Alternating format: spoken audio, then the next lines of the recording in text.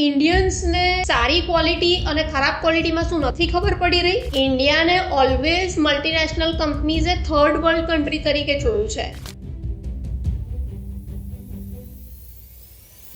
મને એવું લાગે છે કે સડનલી બધા લોકો એ જ પ્રમોટ કરી રહ્યા છે કે અમે હેલ્ધી ફૂડ આપી રહ્યા છે, અમે હેલ્ધી સ્નેક્સ આપી રહ્યા છીએ. પણ કેમ? એવી જરૂર કેમ પડી લોકોને બતાવવાની કે ભાઈ આ હેલ્ધી છે, આ હેલ્ધી છે? કારણ કે અત્યાર સુધી આપણે જે ખાતા આવ્યા છીએ, જે મલ્ટીનેશનલ કંપનીઝે આપણને ખવડાવ્યું છે, એ થર્ડ વર્લ્ડ કન્ટ્રી જેવું ખવડાવ્યું છે.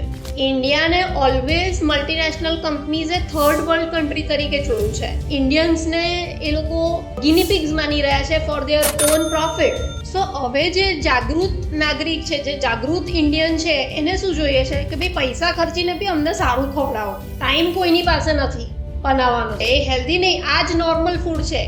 આ તમે કોઈ બી સારા ઇન્ગ્રેડિયન્ટ્સ ભેગા કરીને બનાવેલી વસ્તુ ખાઓ તો એમાંથી તમને સારા જ ન્યુટ્રિશન મળવાના છે અને બસ તમે હેપી થઈને ખાઓ. That's it. ઇન્ડિયન્સને સારી ક્વોલિટી અને ખરાબ ક્વોલિટીમાં શું નથી ખબર પડી રહી? કે પછી ખબર પડે છે પણ પ્રાઇસ સેન્સિટિવ માર્કેટના લીધે એ લોકો સારી ક્વોલિટી એક્સેપ્ટ નથી કરી રહ્યા?